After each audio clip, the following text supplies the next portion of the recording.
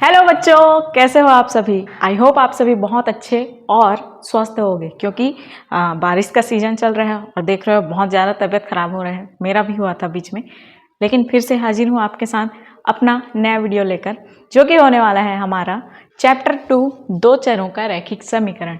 इससे पहले हम लोगों ने क्या पढ़ा, पहला चैप्टर बहुपद, ठीक है, पॉलिनोमियल पढ़ा। तो बहुपद के बाद, पॉलिनोमियल के बाद अब हम लोग आगे पढ़ते हैं अपने अगले चैप्टर पे, जो कि क्या होने वाला है, दो चरों का रैखिक समीकरण। अच्छा, अभी हम लोग रिसेंट पर क्या हैं, क्या बहुपद, है ना।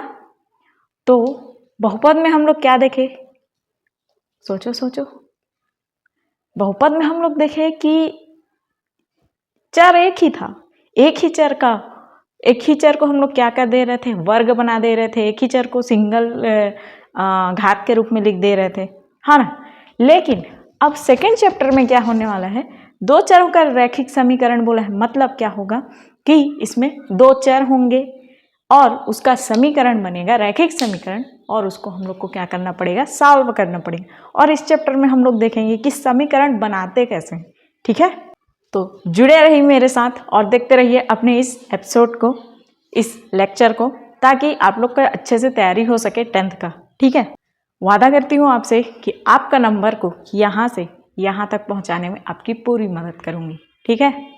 तो चलो देखते हैं अपना चैप्टर को और शुरुआत करते हैं अपना इस चैप्टर, ठीक। तो टॉपिक है हमारा दो चरों का रैखिक समीकरण। बहुपद में हमने क्या देखा था, बहुपद में हम लोग का समीकरण कैसे बनता था, बहुपद को हम लोग क्या बोलते थे, P of x. P of x कैसे बनता था, 3x माइनस कोई भी कांस्टेंट नंबर यहाँ पे होता है, मान लो 5 है, ठीक। ये क्या हो जाता था हमारा पी ऑफ एक्स या फिर बहुपद, या इसी के बेसिस पे एक और पी ऑफ एक्स या बहुपद हम लोग देखें कि क्या था, एक्स का स्क्वायर माइनस 2x प्लस का क्या 5 समथिंग, मान के चलो। इस तरीके से क्वेश्चन रहता था, इसको हम लोग क्या करते थे, सॉल्व करते थे अपना। ये क्या कहलाता था, हमारा बहुपद कहलाता था। अब हम लोग आगे बढ़ते हैं और देखते हैं कि आखिर दो चर बोले तो इसी में समझो। हम लोग बहुपद में देखे थे ये क्वेश्चन, इस टाइप से क्वेश्चन आता था। तो इसमें चर क्या है हमारा, तो हम लोग देखते थे कि ये जो x और x है, ये हमारा क्या कहलाता था, चर कहलाता था। चर का परिभाषा क्या है, किसी को पता है, बोलिए। चर आखिर होता क्या है, जिसका कोई वैल्यू फिक्स ना हो। क्या, जिसका वैल्यू फिक्स ना हो, ठीक, वो क्या कहलाता है, हमारा चर कहलाता है ना। इसमें क्या दिया था, बहुपद में सिंगल चर था, अब इसमें क्या होगा, डबल चर। इस समीकरण में दो चरों के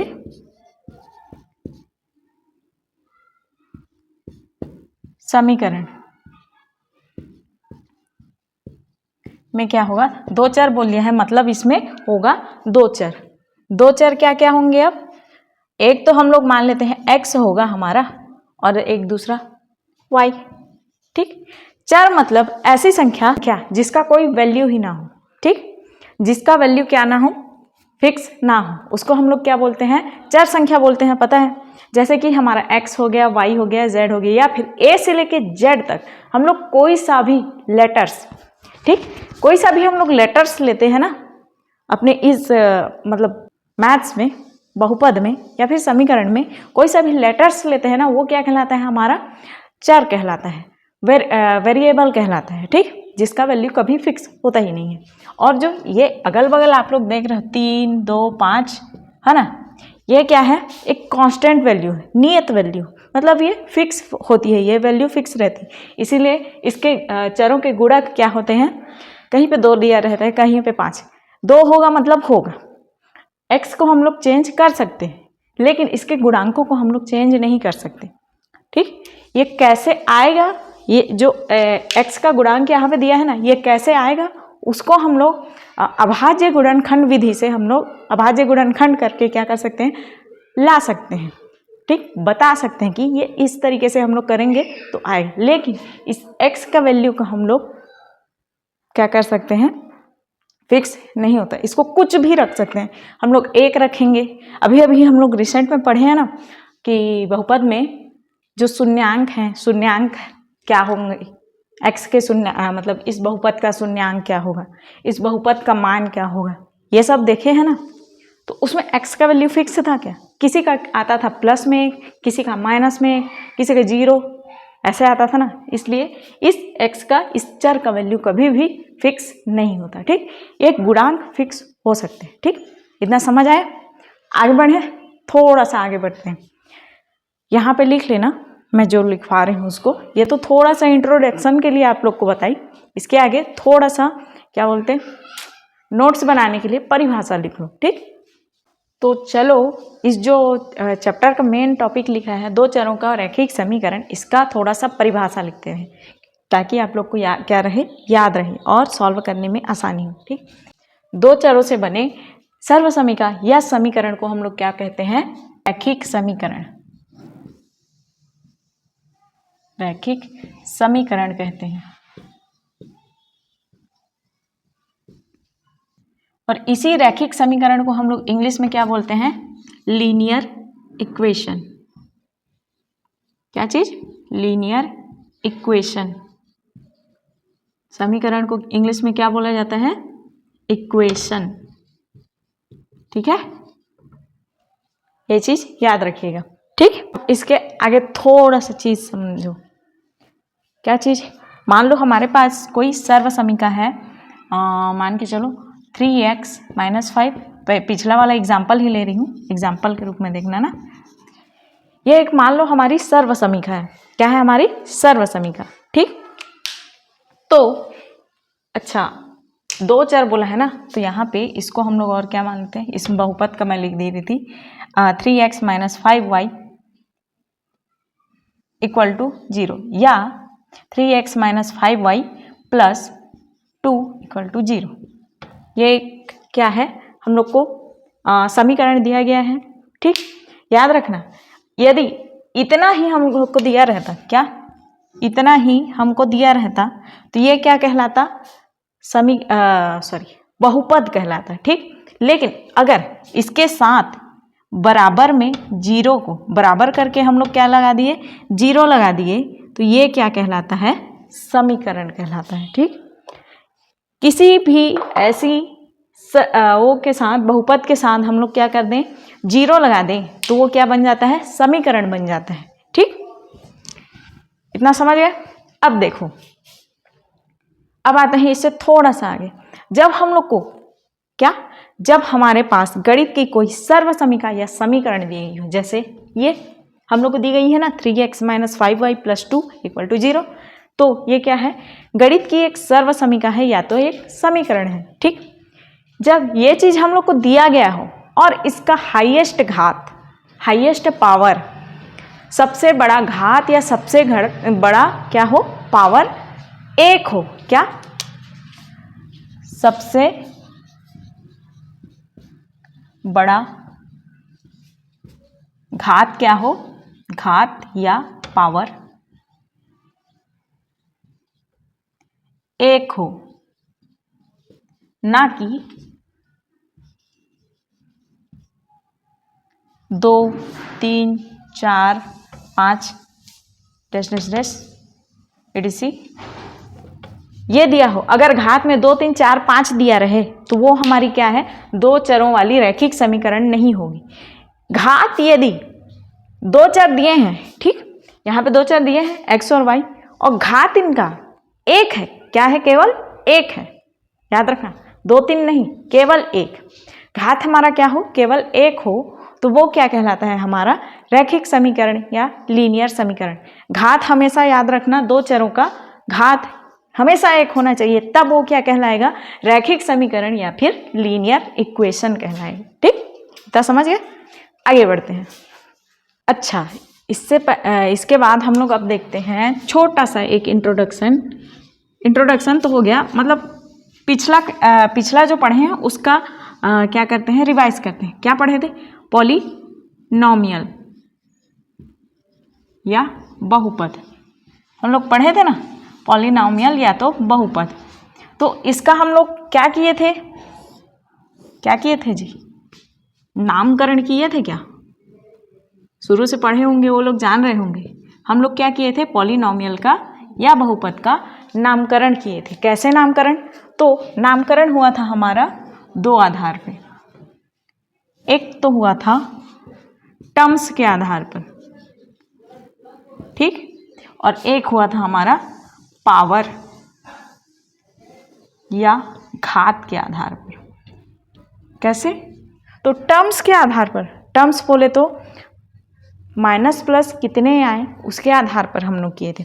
मान लो यहाँ पे मैं लिखती हूँ पहला 3x + 2, ठीक। तो यहाँ पे कितने टर्म हुए?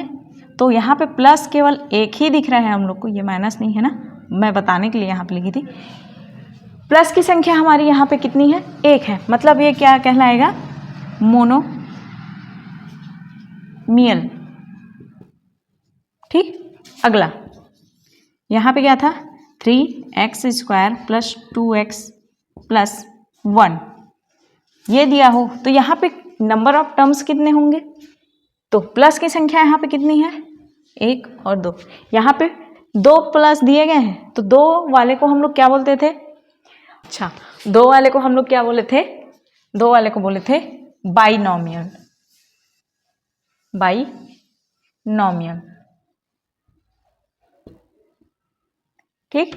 अब इसी तरीके से 3 टर्म्स दिए गए हों, मान लो ये है 3x³ + 2x² + x + 8, कुछ ऐसे दिया गया हो। 3 टर्म्स कैसे? चलो इसको माइनस में ले लेते हैं, ठीक। तो -1 है, +2 है, कितना है? 2 है, 1 2 3। प्लस और माइनस इन दोनों की संख्या जितनी होगी, दोनों को मिला के जितनी भी संख्या होगी उतनी यहाँ पे लिखाती है, ठीक। तो यहाँ पे कितने टर्म्स हुए? कितने टर्म्स? एक माइनस आया, 2 क्या आया, प्लस आया, तो 1 2 3, 3 आए, 3 टर्म्स हुए। तो 3 टर्म्स वाले को हम लोग क्या बोलते हैं? ट्राइनोमियल, ठीक। इसी तरीके से मतलब 4 टर्म्स आएंगे तो उसको हम लोग क्या बोलेंगे? टेट्रानोमियल। 5 आएंगे तो पेंटानोमियल, 6 आएंगे तो हेक्सानोमियल, 7 आएंगे तो 7 आएगा तो उसको हेक्टो बोलेंगे, 8 आएगा ऑक्टा, 9 आएगा नोनी बोलेंगे, और क्या बोलते हैं 10 आता है उसको डेका बोला जाता है। ये चीज़ को आप लोग याद रखिएगा, क्योंकि आगे जाके आप लोग को केमिस्ट्री में काम आने वाला है। केमिस्ट्री में हम लोग इन टर्म्स का यूज़ किया जाता है, ठीक है। तो उसके लिए ये चीज़ याद रखना आप लोग को जरूरी है, ठीक है। इतना समझिए, नंबर ऑफ टर्म्स के आधार पर हम लोग कैसे पॉलिनोमियल को कैसे डिफाइन करते थे। तो एक प्लस या माइनस यहाँ पे हो तो उसको हम लोग क्या बोलते थे? मोनोनोमियल। 2 प्लस माइनस दिया है तो उसको बाइनोमियल, 3 प्लस माइनस दिया गया है ट्राइनोमियल, 4 रहेगा, 4 वाले को टेट्रा, 5 वाले को पेंटा, इस तरीके से, ठीक। अगला है हमारा घात के आधार पर, पावर या घात के आधार पर। तो देखो यहाँ पे मैं इसी एग्जाम्पल को लेती हूँ। पहला एग्जाम्पल क्या है हमारा? 3x + 2। तो यहाँ पे घात, किसका घात? तो केवल चर का घात। चर क्या है? वेरिएबल हमारा क्या है? x। x का घात अभी कितना है? यहाँ पे कुछ नहीं लिखा है, मतलब यहाँ पे घात क्या है? 1 है, ठीक। तो घात 1 है तो इसको हम लोग क्या बोलते हैं? घात 1 है मतलब इसको हम लोग बोलते हैं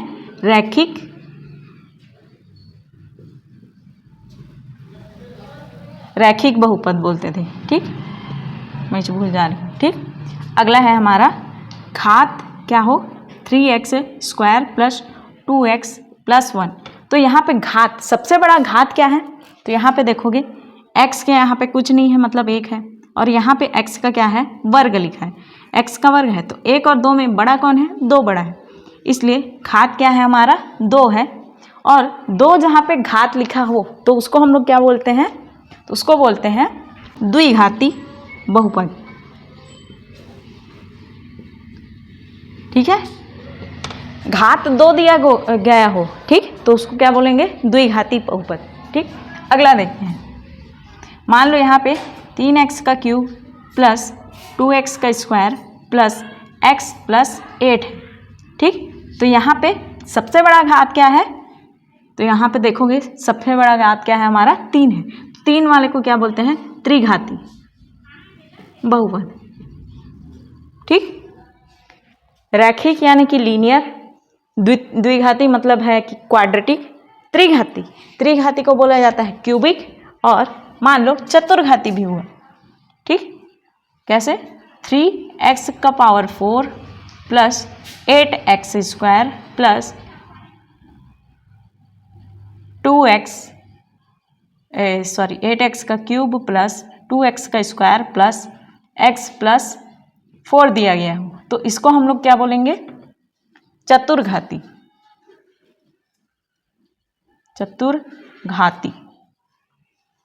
ठीक, और इंग्लिश में क्या बोल सकते हैं चतुर्घाती को हम लोग? तो 4 पावर इक्वेशन। ठीक है, 4 पावर इक्वेशन या 4 पावर ऑफ पॉलिनोमियल या चतुर्घाती बहुपद बोला जाता है। तो इस तरीके से हम लोग क्या किए थे? बहुपद का नामकरण किए थे। याद आ गया? मैं इतना डिटेल से यहाँ पे क्यों बताई जान रहे हो? क्योंकि ये जो दो घाती बहुपद का नामकरण होगा ना, यहाँ पे संख्या आएगी ना, तो ये सब चीज़ें काम आएगी, इसलिए मैं यहाँ पे बताई। तो पहला लेक्चर का नहीं देखियो, मतलब पहला चैप्टर का लेक्चर, तो इसमें मैं शुरुआत से बताई हूँ, इसको लिख लीजिए। ठीक है, अब देखते हैं हम लोग। अब पिछले क्लासेस का भी देख लिए, क्या क्या किसको किसको क्या क्या बोला जाता है, नामकरण कैसे किया जाता है बहुपद का, उसी तरीके से इसमें भी होगा। ये सब ये चीज़ हम लोग क्या किए? देख लिए। अब आगे बढ़ते हैं कि इसका इस दो चरों के रैखिक समीकरण का सामान्य रूप या फिर जनरल फॉर्म क्या होगा। ठीक है, तो सामान्य रूप की हम लोग बात करते हैं, तो क्या होना चाहिए जी? सामान्य रूप कैसा होना चाहिए?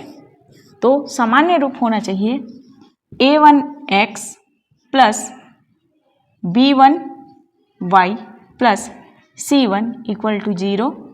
यहाँ पे a2x plus b2y plus c2 बराबर 0। ठीक, तो ये क्या होता है हमारा? इस दो चरों के रैखिक समीकरण का सामान्य रूप होता है। तो यहाँ पे बोलोगे मैम यहाँ पे आपने दो समीकरण क्यों लिया? ये क्या हो जाएगा हमारा? समीकरण पहला, ये हो जाएगा समीकरण दूसरा। ठीक है, तो यहाँ पे दो समीकरण क्यों लिया? तो अभी तो परिभाषा में पढ़े हैं ना कि यदि दो चरों वाला क्या हो, हमारे पास समीकरण दिया गया हो, दो चरों वाला समीकरण दिया गया हो, लेकिन समीकरण एक समीकरण नहीं होगा, दो समीकरण दिया गया रहे, तभी तो समीकरण सॉल्व होगा ना। ठीक, तो इसमें समीकरण भी दो आएगा, और तो इसमें क्या होगा? समीकरण भी दो आएगा। क्या आएगा? समीकरण भी दो आएगा, और चरों की संख्या भी क्या होगी? दो होगी। हाँ, ठीक है, इतना समझे? घात, लेकिन समीकरण की संख्या दो, चरों की संख्या दो, लेकिन घात क्या होगी? एक होगी। घात केवल एक होगी। देखो यहाँ पे किसकी घात? चरों की घात। ठीक, चरों की घात हमेशा क्या होगी? एक होगी। यहाँ पे देखो, मैं जनरल फॉर्म में पहला समीकरण को देखो, क्या है? a1x plus b1y plus c1 equal to 0 है, दिख रहा है? तो यहाँ पे चर संख्या क्या क्या है? x और y। क्या है ये? हमारी चर संख्या है। ठीक, तो इसमें अधिकतम घात क्या है? दिख रहा है? तो देखोगे यहाँ पे ना स्क्वायर लगा है, ना क्यूब लगा है, मतलब ना द्विघाती लगा है, ना त्रिघाती लगा है, ना चतुर्घाती लगा है क्या? इसके घात में कुछ लिखा है क्या? कुछ नहीं लिखा है। कुछ नहीं लिखा है, तो वहाँ पे घात क्या होता है? हमारा एक होता है। ठीक, तो इसका सबसे अधिक, सबसे बड़ा घात क्या होगा? एक होगा। ठीक, समझ गए? अब देखते हैं, ये a1 x और y तो समझ गए मैम, बोलोगे है ना? ये a1 a2 b1 b2 c1 c2 क्या है? तो यहाँ पे देखो, जो ये a1 a2 पहला लिखना और b1 b2 है ना, ये क्या है? चरों के गुणांक हैं। क्या है? चरों के गुणांक। ठीक, चरों के गुणांक क्या? ये चरों के गुणांक, ये वो फलना ढिकना कुछ नहीं, चरों का गुणांक कहने का मतलब है, मान लो यहाँ पे मैं क्या लिखी 3x + 2y प्लस का 1 = 0। ठीक, तो x और y का वैल्यू तो फिक्स रहता नहीं है क्योंकि वो चर है, वेरिएबल है, इसलिए तो इसका गुणक, गुणक बोलने का मतलब 2y लिखा है, मतलब ये क्या है, y के साथ गुणा है। गुणांक, गुणांक या गुणक, ठीक, y के साथ गुणा है, मतलब जो चीज चर संख्या के साथ गुणा के रूप में रहेगी ना, वो क्या कहलाता है, गुणांक कहलाता है। ठीक, चरों का गुणांक कहलाता है। तो समझे, आगे बढ़ते हैं। अगला है हमारा दूसरा, ये जो C1 और C2 है, ये क्या है, ये नियतांक है। ठीक, नियतांक या कांस्टेंट टर्म।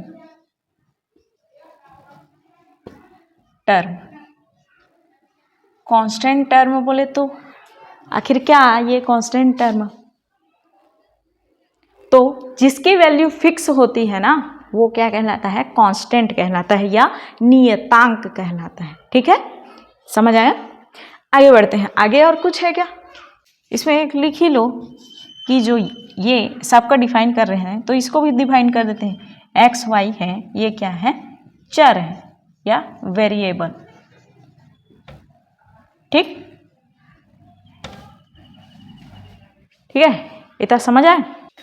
अब आगे बढ़ते हैं। आगे बढ़ते हैं तो आप लोग बोलेंगे मैम कितना डिटेल पढ़ाओगे, तो हम लोग आगे क्या पढ़ेंगे, और सब्जेक्ट कहाँ से पढ़ेंगे। तो बेटा गणित में डिटेल नहीं पढ़ोगे तो फिर बाद में फंसोगे, फिर बोलोगे शालिनी मैम अच्छे से नहीं पढ़ाई। बेटा डिटेल को जानना जरूरी है, क्योंकि अभी क्वेश्चन ना डीपली पूछ रहा है बेटा। ठीक है, तो डिटेल जानना जरूरी है। तो आगे बढ़ते हैं, थोड़ा सा और डिटेल देखते हैं। क्या डिटेल अब बचा है, तो सॉल्व करने का तरीका बचा है। अब क्वेश्चन कैसे आएगा ये दिमाग में चल रहा होगा।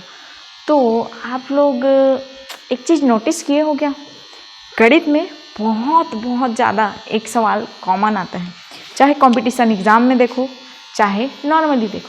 क्या चीज़ कॉमन आता है मैम?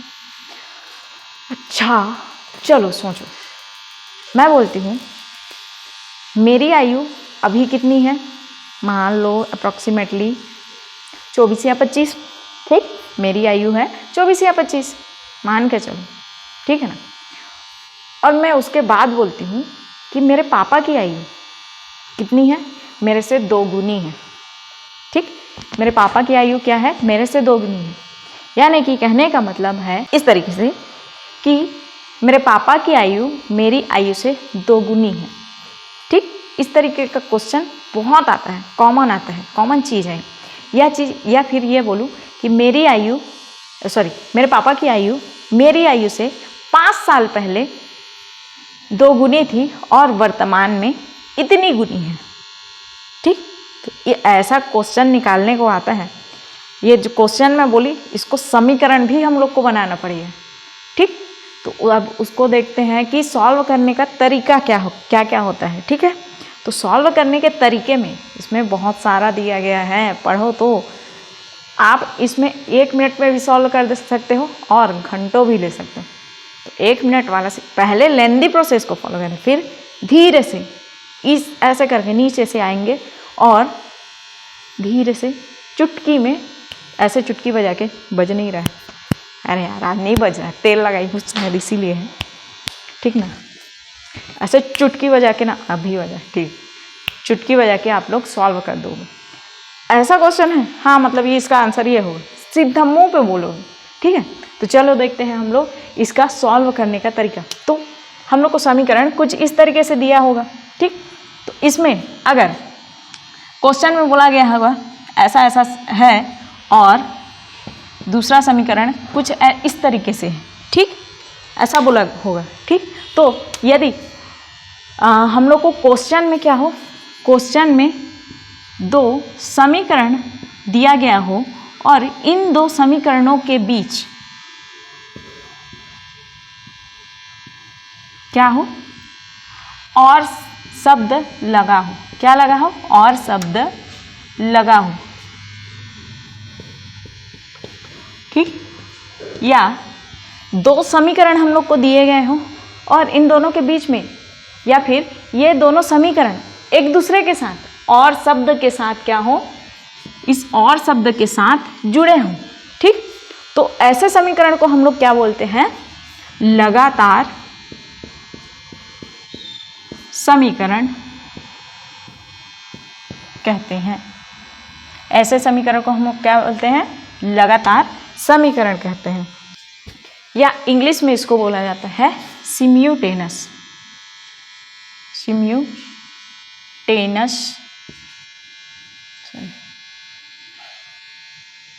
इक्वेशन कहा जाता है, ठीक। क्या कहा जाता है, सिम्यूटेनस इक्वेशन, ठीक। इंग्लिश में सिम्यूटेनस इक्वेशन और हिंदी में लगातार समीकरण कहा जाता है, ठीक। आगे बढ़ते हैं, सॉल्यूशन को देखते हैं। अब बहुत बकट बकट हो गया है ना, आगे बढ़ते हैं, देखते हैं। इसके बाद ये लेक्चर को यहीं ख़त्म करेंगे और अगले लेक्चर में पूरे क्वेश्चन के साथ हम लोग देखेंगे, ठीक। तो क्या है हमारा, सॉल्व करने का तरीका, ठीक।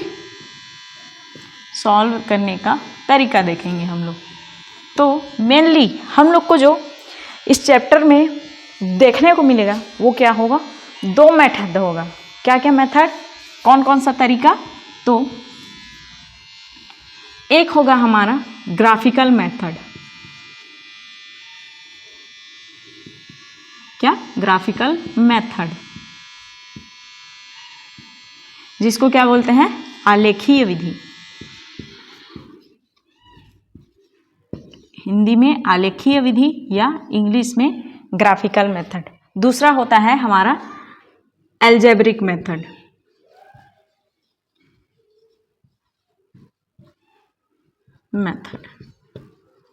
जिसको हम लोग क्या बोलते हैं इंग्लिश में, बीजगणितीय मेथड, गणितीय विधि, ठीक। तो सबसे पहले हम लोग इसको देखते हैं, ये बीजगणितीय विधि के अंतर्गत क्या क्या आएगा। तो पहला आएगा इस बीजगणितीय विधि के अंतर्गत प्रतिस्थापन विधि। क्या विधि, प्रतिस्थापन विधि।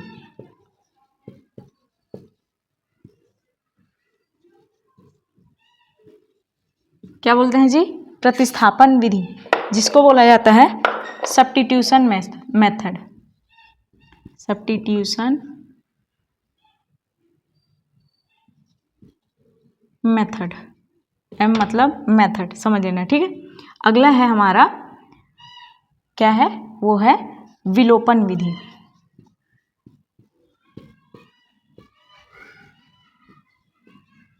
ठीक, जिसको बोलते हैं हम लोग एलिमेंट्री मेथड या एलिमिनेशन मेथड, एम मतलब मेथड, ठीक। तो बेसिकली हम लोग को इस चैप्टर में बीजगणितीय मेथड के अंतर्गत दो मेथड पढ़ना है। क्या क्या, प्रतिस्थापन विधि और विलोपन विधि, ठीक।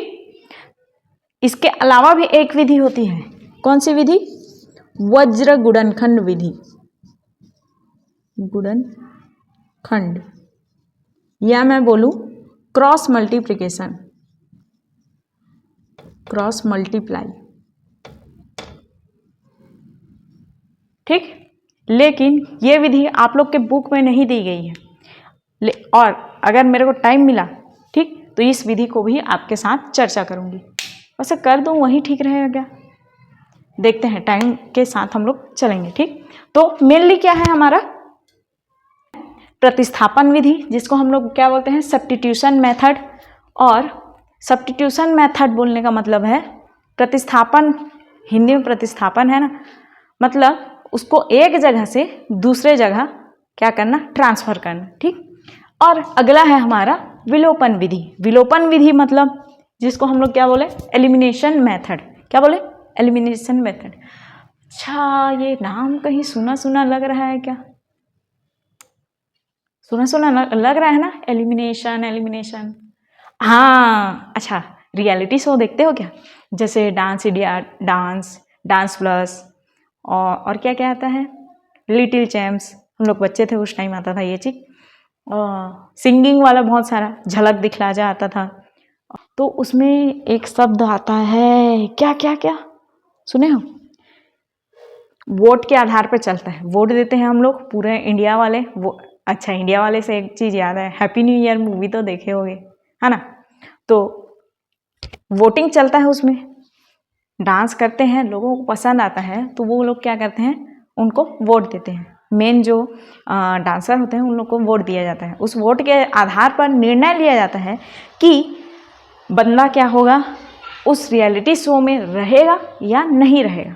ठीक, तो जिसका मार्क्स ज़्यादा आता है उसको उस रियलिटी शो में रोका जाता है, या मैं बोलूँ बिग बॉस ही, बिग बॉस बहुत देखते होंगे।